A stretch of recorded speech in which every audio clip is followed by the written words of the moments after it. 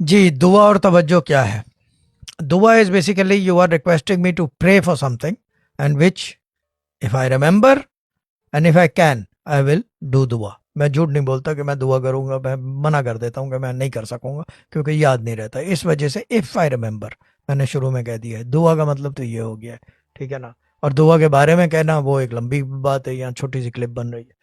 توجہ کیا چیز ہے؟ یس، توجہ جو ہے روحانیت میں فوکس کہتے ہیں انگلش میں اس کو، ٹھیک ہے نا. یا یہ کہ ہمارے گھر میں کہتے ہیں to create as we speak.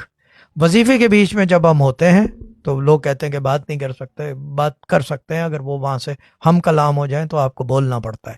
تو جب وہ وہاں سے ہم کلام ہو جائیں تو پھر جو ہے ہماری توجہ سٹارٹ ہوتی ہے، پھر ہم کچھ کہہ دیتے ہیں اور وہ نہ نہیں ہوتی، وہ اٹل فیصلہ ہوتا ہے اور وہ کام ہو جاتا ہے بھلے کسی کا کیسا ہی کام ہو.